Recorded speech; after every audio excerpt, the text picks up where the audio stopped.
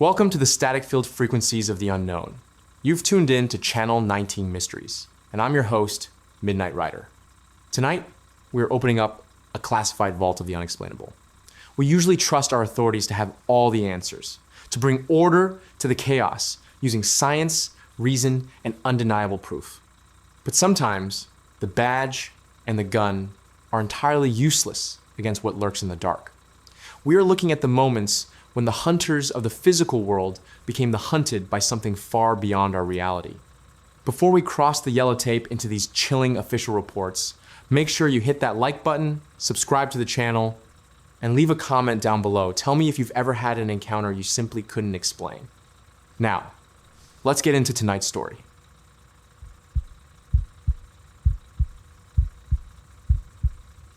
Real Police Paranormal Files. The encounters they can't explain. Law enforcement officers are the ultimate skeptics. By the very nature of their profession, they are trained to deal exclusively with the tangible, the logical, and the provable. When a police officer walks into a room, they are scanning for motives, checking for fingerprints, and searching for the rational sequence of events that led to a crime. They rely on science, the law, and cold, hard facts. To put something unexplainable on an official police report is to risk ridicule, career advancement, and a hard-earned reputation. Therefore, when a sworn, highly decorated police officer goes on the record to state that they have witnessed a paranormal event, it carries a uniquely terrifying weight. These are not ghost hunters seeking thrills, nor are they individuals prone to wild imaginations. They are pragmatic observers who walked into a situation expecting a completely normal explanation, only to come face to face with something that fundamentally broke the laws of physics. What follows are 5 of the most intensely documented, profoundly chilling encounters where the police were called to intervene in situations that no amount of training could have ever prepared them for. Case 1, the Demon House of Gary, Indiana. To understand the sheer terror of this first case, one must travel to the bleak, bitterly cold winter of the American Midwest. The city of Gary, Indiana, is known for its rugged industrial history and its hardworking citizens. It is a place grounded in reality. But in November of 2011, a young mother named Latoya Ammons, seeking a fresh start for her family, signed the lease on a modest, single-story rental home located on Carolina Street. She moved into the small, unassuming house alongside her mother, Rosa Campbell, and Latoya's 3 young children. They were hoping the quiet neighborhood would provide a peaceful sanctuary. Instead, they had unknowingly walked into a nightmare. Almost immediately upon moving their boxes into the house, the family noticed that the atmosphere inside felt extraordinarily heavy. There was an oppressive, suffocating quality to the air, accompanied by a biting, unnatural chill that no amount of heating could dispel. But the first true physical manifestation of something being terribly wrong was the flies. In December, during the dead of the freezing Indiana winter, massive, aggressive swarms of large black flies began to coat the enclosed front porch of the house. Latoya and Rosa would kill them by the hundreds, sweeping them into massive black piles, only to return hours later to find the porch absolutely covered in a fresh swarm. It defied all logic. Flies do not breed and swarm in sub-zero temperatures. But the flies were only the beginning. As the calendar turned to early 2012, the activity inside the house escalated from bizarre to terrifying. Late at night, long after the children were asleep, Latoya and Rosa began to hear the unmistakable heavy sound of work boots tramping up the wooden basement stairs. The footsteps would slowly ascend, step by agonizing step, and stop just on the other side of the basement door leading into the kitchen. When the terrified women would finally summon the courage to rip the door open, expecting to find an intruder, there would be absolutely no one there. Soon, the entity began to show itself.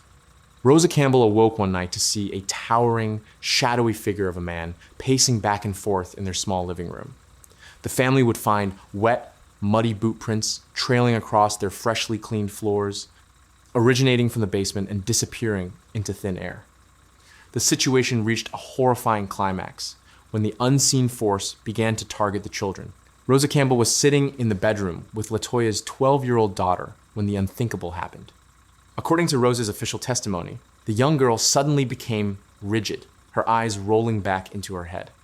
And then, slowly, defying gravity, the 12-year-old girl levitated entirely off her bed, floating in the air before being violently thrown back down against the mattress. Terrified beyond words, the family contacted their physician, Dr. Jeffrey Onyeku. They also sought help from their church, but the situation drew the attention of the Department of Child Services. A DCS case manager named Valerie Washington was assigned to investigate the family, assuming that this was a case of child neglect or severe psychological distress. On April 19, 2012, Valerie Washington, along with a registered nurse named Willie Lee Walker, were evaluating the family in a small, sterile examination room at a local hospital. LaToya's 9-year-old son was sitting quietly when, suddenly, a low, unnatural growl erupted from the child. He flashed a menacing, completely uncharacteristic smile at the DCS worker. Then, as both Valerie Washington and Nurse Walker watched in absolute paralyzed horror, the 9-year-old boy stood up, placed his feet on the wall, and proceeded to walk backward up the wall, flipping smoothly over his grandmother and landing perfectly on his feet. Both the DCS worker and the nurse fled the room in sheer terror, officially corroborating the family's impossible claims. This unbelievable event is what brought Captain Charles Austin of the Gary Police Department into the case. Captain Austin was a 36-year veteran of the force. He was a hardened, no-nonsense commander who had seen everything the gritty streets of Gary had to offer. When he first heard the reports from DCS and the hospital, he scoffed. He was absolutely convinced that LaToya Ammons and her family were running an elaborate, highly coordinated scam, perhaps attempting to break their lease or extort money from the landlord. Captain Austin decided to personally visit the house on Carolina Street to put an end to the nonsense. He brought along several other police officers, heavily armed and equipped with cameras, expecting to uncover the family's trickery. But the moment Captain Austin stepped through the front door, his 36 years of skepticism evaporated. The seasoned police captain immediately felt a wave of dizziness and extreme nausea wash over him. The air inside the house was thick, cold, and profoundly unsettling. As the police officers thoroughly searched the house, attempting to find any logical explanation, the impossible began to happen around them. They descended into the dirt floor basement, which felt like walking into a freezing subterranean cave. While inspecting the basement, officers documented witnessing a mysterious, slick oil spontaneously seeping out of the window blinds, dripping onto the floor with no discernible source. Determined to document everything, the officers continuously took photographs and recorded audio. Upon reviewing their equipment later, the Gary Police Department realized they had captured things that defied all scientific explanation.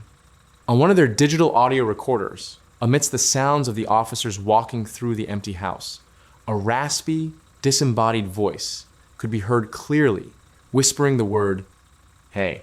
Even more terrifying, a photograph taken of the exterior of the house by the police clearly showed a hazy, white, human-like face staring out from the living room window. At the time the photograph was taken, the police had already secured the house, and they knew with absolute certainty that the building was completely empty. Furthermore, as Captain Austin and his officers left the property and got into their police cruisers, their equipment began to massively malfunction. Captain Austin's radio went completely dead, and his car suffered sudden, inexplicable mechanical failures that required it to be towed. Captain Charles Austin, a man who had dedicated his life to logic and the law, later went on national television and officially stated on the record that he was now a firm believer.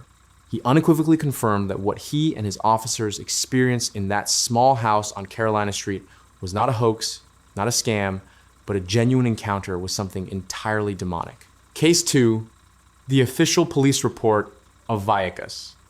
For the second chilling encounter, the scene shifts across the Atlantic Ocean to the bustling, historic city of Madrid, Spain.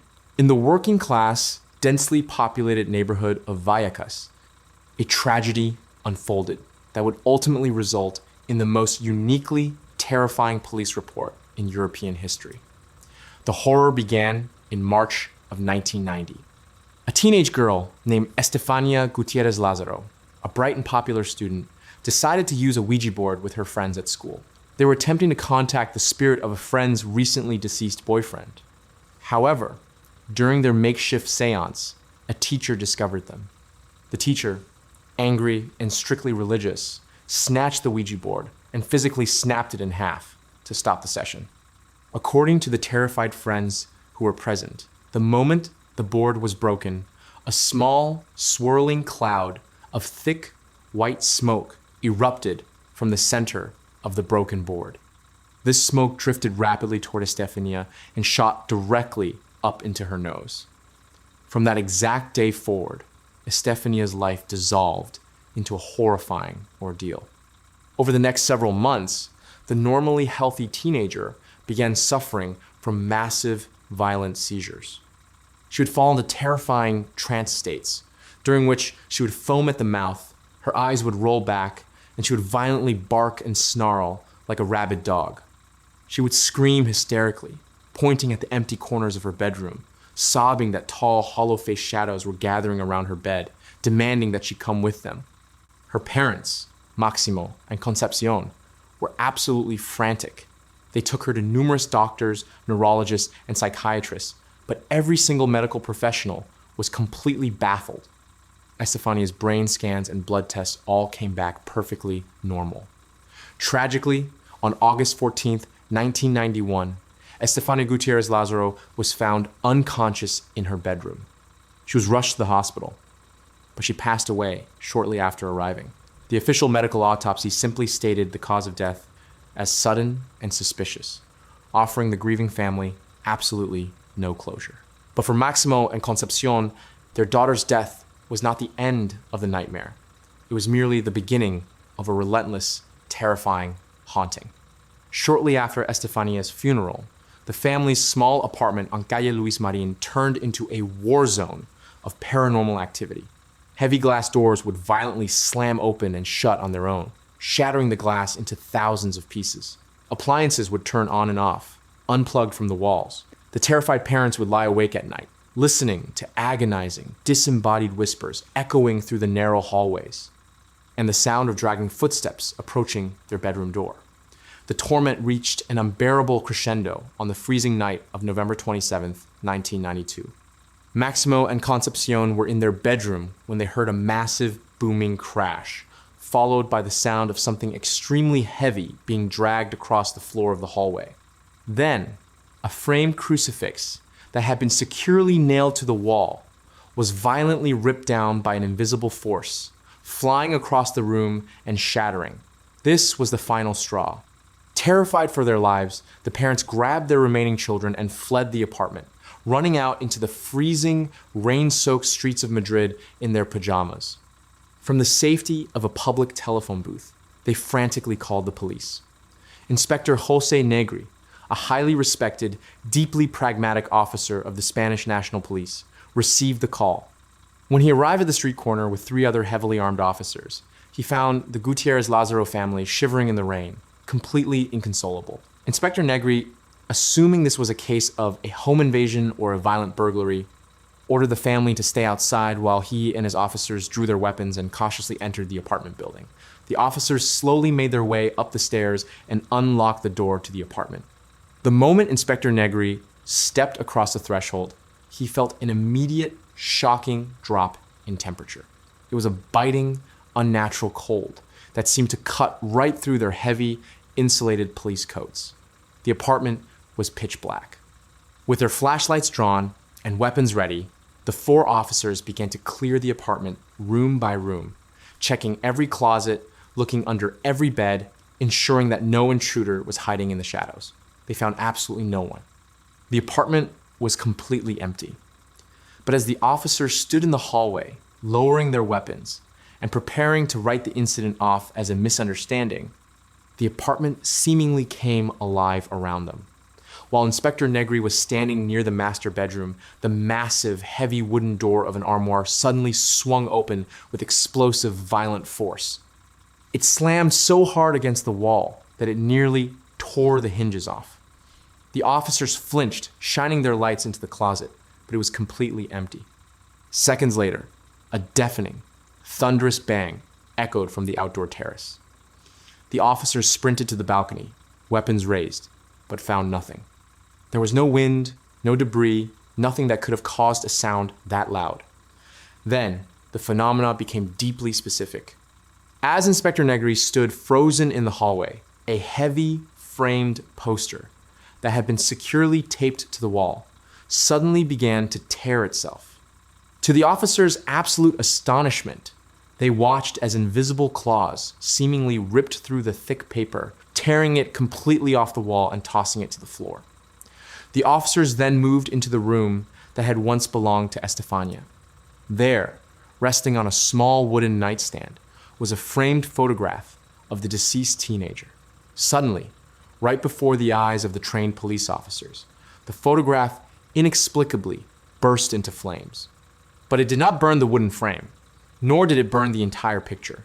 The fire meticulously and unnervingly burned away only Estefania's face, leaving the rest of the photograph entirely untouched. When the officers examined the nightstand, they noticed a strange, thick, viscous brown slime pooling on top of the wood, with no source anywhere above it. Inspector Jose Negri and his 3 officers were terrified. They had walked into the apartment expecting to arrest a burglar, and instead, they found themselves facing an invisible, violent force that they could not fight. They hastily retreated from the apartment, locking the door behind them. When Inspector Negri returned to the precinct, he had to do something that no Spanish police officer had ever done before. He sat down at his typewriter and drafted an official, legally binding police report detailing exactly what he and his men had witnessed. In this meticulously detailed official government document, Inspector Jose Negri stated that the events they experienced in that apartment were entirely unexplainable and completely paranormal in nature. To this day, the Vallecas case remains the only time in the history of the Spanish National Police that a haunting has been officially documented and confirmed as real by law enforcement. Case 3, the poltergeist of Green Street. The third chilling encounter takes place in the gloomy, rain-swept suburbs of London, England. It is widely considered one of the most thoroughly investigated paranormal events in modern history. But before the army of journalists, paranormal researchers, and television crews descended upon the small council house on Green Street in the borough of Enfield, the very first external witnesses to the chaos were the local police. It was August of 1977. Peggy Hodgson was a single mother of 4, struggling to make ends meet in a small, cramped, semi-detached house. They lived a quiet, unremarkable life until the night of August 30th, 1977. Peggy was putting her children to bed when her 2 daughters, Margaret and Janet, frantically called out to her. They claimed that their heavy beds were violently vibrating and shaking on their own. Peggy, a stern and practical woman, assumed her children were just playing around and ordered them to go to sleep. However, the following evening, on August 31st, 1977, the situation escalated into sheer terror. Peggy was downstairs when she began to hear a rhythmic, heavy shuffling sound coming from the upstairs hallway. She marched up the stairs, fully expecting to catch her children out of bed. Instead, as she reached the landing, a deafening, booming series of knocks began to echo through the walls of the house. It was not the sound of pipes settling or mice in the walls. It sounded as if a massive, heavy hammer was being rhythmically slammed against the drywall from the inside. Peggy ran into the girls' bedroom to find them huddled together, absolutely terrified. As Peggy tried to calm them down, a massive, solid oak chest of drawers suddenly lurched forward and slid aggressively across the floor, moving directly toward the bedroom door as if trying to barricade them inside. Peggy, fighting through a wave of panic, grabbed the heavy oak chest and shoved it back against the wall with all her might. But the moment she took her hands off the wood, the massive chest immediately slid right back across the floor, propelled by a tremendous, invisible force. Terrified that someone was hiding in the house, Peggy grabbed her children, ran downstairs, and fled out the front door into the dark street. She ran next door and frantically pounded on the door of her neighbors, the Nottinghams. Vic Nottingham, a large, burly, tough man, listened to Peggy's panic story. Wanting to help, he bravely volunteered to go into the house to chase out whoever was terrorizing the family. Vic grabbed a heavy wrench from his garage and marched into the Hodgson house. He searched every single room, checking the closets, the basement, and the attic. He found no one. But as Vic stood in the hallway, the booming knocks began again. The sounds followed him as he moved through the house, seeming to emanate from the walls, the ceiling, and the floorboards simultaneously. The sheer volume and inexplicable nature of the knocking completely terrified the tough neighbor. He ran out of the house, pale and shaking, and immediately told Peggy to call the police. A few minutes later, a squad car pulled up to Green Street. Woman Police Constable WPC Carolyn Heaps stepped out of the vehicle accompanied by her partner PC Ray Higgins. WPC Heaps was a thoroughly sensible, pragmatic, and level-headed police officer. She was highly trained to handle domestic disturbances, burglaries, and neighborhood disputes. She did not believe in the paranormal. The two officers entered the house. Peggy Hodgson, still shaking, explained the knocking and the moving furniture.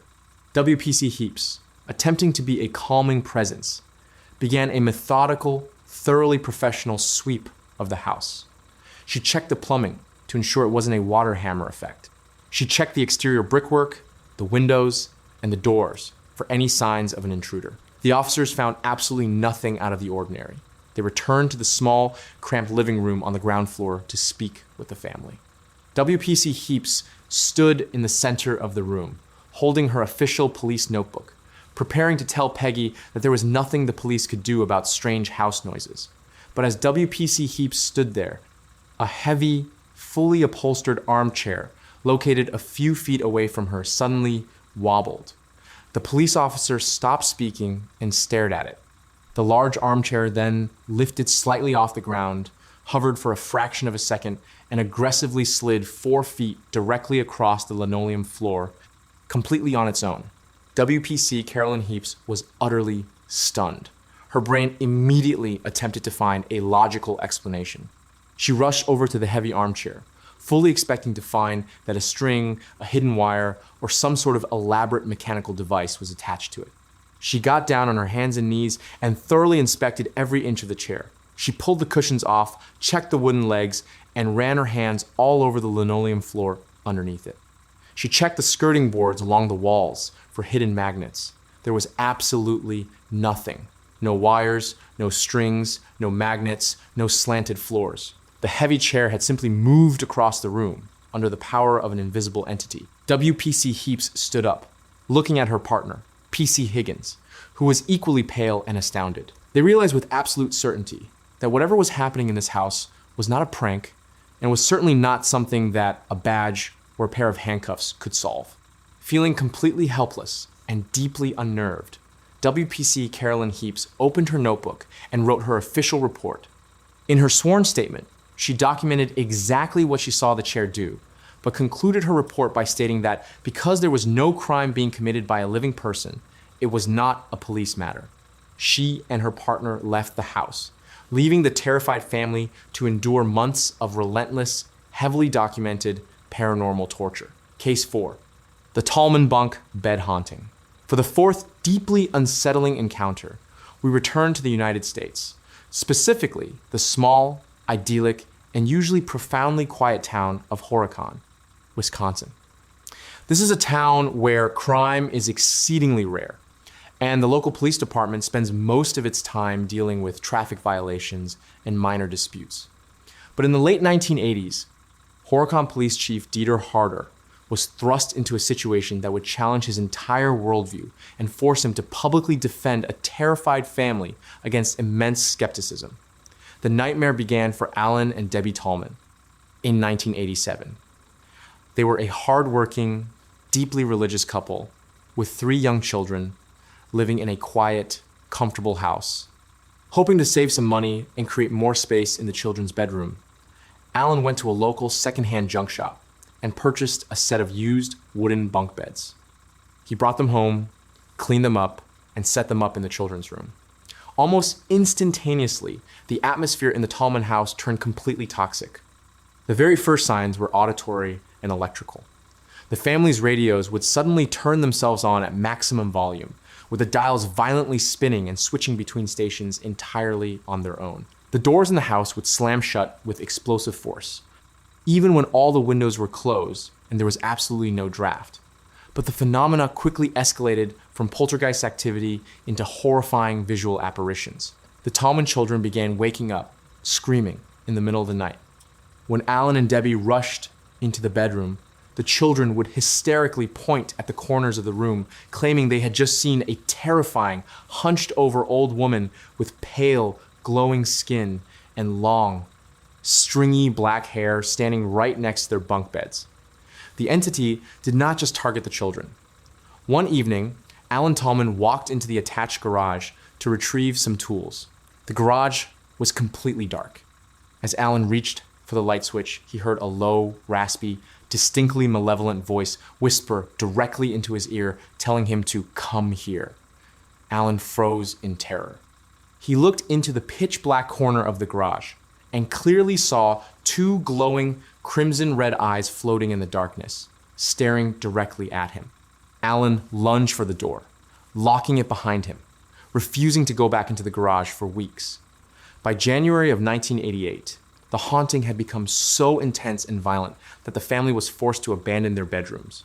Alan, Debbie, and the children would all drag their mattresses into a single room downstairs, locking the door and huddling together on the floor, listening to the booming footsteps pacing up and down the hallway outside. Finally, completely exhausted, deeply traumatized, and fearing for their physical safety, the family fled the house entirely and stayed with relatives. From there, they made a desperate call to the Horicon Police Department. Police Chief Dieter Harder answered the call. Chief Harder was a pragmatic, highly experienced officer who ran a tight, no-nonsense department. When he heard the Tallman story, his initial reaction was profound skepticism. He assumed the family was suffering from a collective psychological breakdown, or perhaps there was a massive carbon monoxide leak in the house causing severe hallucinations. Determined to find a logical, scientific explanation, Chief Harder, accompanied by several of his best officers, drove to the Tallman house. They met Alan Tallman outside, and the terrified father unlocked the front door for the police. The moment Chief Dieter Harder stepped through the doorway, his skepticism suffered a devastating blow. The veteran police chief later described the feeling inside the house as walking into an invisible, thick wall of heavy water. The air was incredibly dense, oppressive, and heavy, with a feeling of absolute, paralyzing dread. It was so intense that the officers felt an immediate, crushing pressure on their chests, making it difficult to draw a full breath. As the police officers meticulously searched the house looking for gas leaks, intruders, or wild animals, the entity began to aggressively manifest its presence to the armed men. While standing in the living room, a heavy, framed painting hanging securely on the wall suddenly violently detached itself and flew horizontally across the room, crashing onto the floor right in front of the officers. Then, in the adjacent room, an old, heavy sewing machine spontaneously turned itself on, the needle violently jabbing up and down at a frantic speed.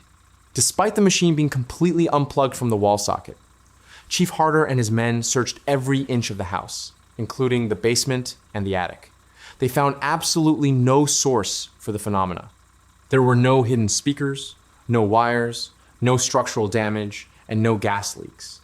The sheer intensity of what the police witnessed in the Tallman house profoundly shook Chief Dieter Harder. When the story inevitably leaked to the local press, bringing a massive influx of reporters and thrill seekers to the small town of Horicon, Chief Harder did something incredibly brave. Instead of dismissing the family to protect the police department's reputation, Chief Harder held a press conference. He stood in front of the cameras and unequivocally stated, on the official record, that the Tallman family was entirely sane, that they were not perpetrating a hoax, and that his officers had genuinely witnessed terrifying, unexplained phenomena inside the house. Case 5, the fire poltergeist of Macomb. To conclude this deeply unsettling catalog of law enforcement encounters, we must look at a case that is so bizarre and inherently destructive that it baffled not only the local police, but eventually the United States military. In August of 1948, a man named Charles Willie lived on a sprawling, peaceful farm just outside the small, rural community of Macomb, Illinois. He lived there with his wife, his brother-in-law, and his niece, Juanette. It was a perfectly normal agricultural life, deeply rooted in the routine of farming and family. But in the suffocating heat of late summer, the Willie farm became the site of a completely impossible, terrifying phenomenon. It started on a hot, dry Saturday afternoon. Charles Willie was walking through the hallway of his farmhouse when he suddenly smelled thick, acrid smoke. He frantically searched the house and found that the floral wallpaper in one of the upstairs bedrooms had spontaneously burst into flames. Charles rushed to grab buckets of water, quickly extinguishing the small blaze. He assumed that perhaps a stray spark from a chimney or some faulty wiring had caused the fire. He checked the walls, found no obvious cause, and considered himself extremely lucky. But a few hours later, it happened again. This time, a fire spontaneously ignited on the curtains in the living room. As Charles put that fire out, another one erupted on the ironing board in the kitchen. Then, a bedspread in another room suddenly burst into violent flames. Absolute panic set in. The fires were not spreading from a central source. They were manifesting completely independently, igniting out of thin air on random objects and surfaces all over the house. Over the next several days, the Willie family fought a terrifying, exhausting battle against an invisible arsonist. They would see strange, circular brown scorch marks suddenly appear on the wallpaper, and seconds later, those brown spots would violently erupt into bright, searing flames. The family was forced to move all of their furniture out into the front yard, ripping the wallpaper down in a desperate attempt to save their home. The local fire department was called repeatedly, but they were completely useless. They would arrive, extinguish a fire, thoroughly check the area, and step back outside, only for another fire to spontaneously combust in the very room they had just cleared. Completely exhausted and terrified that they were going to burn to death in their sleep, Charles Willie called the Macomb Police Department. Police Chief Fred Wiley, no relation to the family, arrived at the farm. Chief Wiley was a deeply logical man, a pillar of the community who had never dealt with anything more severe than local theft and occasional rowdiness. When he arrived at the farm, he found the family exhausted, covered in soot, and sitting in the yard, surrounded by their charred belongings. Chief Wiley, assuming this was a case of elaborate arson, perhaps insurance fraud, or a deeply disturbed individual hiding on the property, decided to conduct a thorough personal stakeout of the inside of the house. Chief Wiley walked into the severely damaged farmhouse. The air was thick with the suffocating smell of smoke and burnt wood. He stood perfectly still in the center of the hallway, keeping his eyes moving, watching every single corner, waiting for the arsonist to make a move. And then, the impossible happened right in front of the police chief's eyes. As Chief Wiley stared at a completely bare section of the plaster wall, about 5 feet away from him, a dark brown scorch mark materialized out of thin air on the plaster. Before the chief could even react, the brown spot rapidly darkened, began to visibly smoke, and then violently burst into bright, crackling flames. There was no one else in the house. There were no wires, no magnifying glasses catching the sunlight, and no chemicals. The fire had simply generated itself out of nothing, right in front of a sworn officer of the law. Chief Fred Wiley rushed over and smothered the flames. He was absolutely dumbfounded. Over the course of his investigation, the chief and his officers witnessed numerous other spontaneous fires break out in the house, on the porch, and even on the family's outbuildings. The sheer baffling nature of the Macomb fires attracted widespread attention. The local police were completely unable to solve the case, so state investigators were brought in. When they failed to find a cause, the case was escalated. Eventually, Officials from the United States Air Force arrived at the farm, bringing advanced testing equipment. They set up complex monitoring stations, checking for highly unusual electromagnetic fields, bizarre weather phenomena, or secret chemical testing in the area. They even tested the groundwater in the soil. After weeks of intensive investigation by local police, state investigators, and the military, the ultimate conclusion was absolutely chilling. No logical, scientific, or criminal explanation was ever found for the fires. Chief Fred Wiley went on record stating that he had personally watched fires start out of nowhere, defying every law of physics he knew. Ultimately, the Charles Willie farmhouse was completely consumed by the spontaneous flames and burned completely to the ground, leaving behind nothing but ashes and an official police record that reads like a terrifying work of fiction. For the law enforcement officers involved in these 5 cases, Captain Charles Austin, Inspector Jose Negri, WPC Carolyn Heaps, Chief Dieter Harder, and Chief Fred Wiley, their lives and careers were forever altered. They were men and women who relied on the badge, the gun, and the law to protect their communities. But in these deeply unsettling encounters, they learned the chilling truth that there are forces in this world that cannot be handcuffed, mysteries that cannot be solved, and terrors that exist far beyond the protective reach of the law. These 5 documented cases remind us that even the most highly trained, pragmatic minds can be pushed to the absolute edge of reality. When the badge, the gun, and the law aren't enough to hold back the shadows, who do you call? I want to hear your thoughts on these official police reports. Which of these chilling encounters shook you the most? Drop down into the comments and let me know. If you enjoyed tonight's deep dive into the unexplained, please make sure to hit that like button. And if you haven't already, subscribe to Channel 19 Mysteries so you never miss a case. The unknown is always lurking, just out of sight. And it doesn't just happen to law enforcement. If you have your own stories, unexplainable events, or creepy encounters, I want to read them.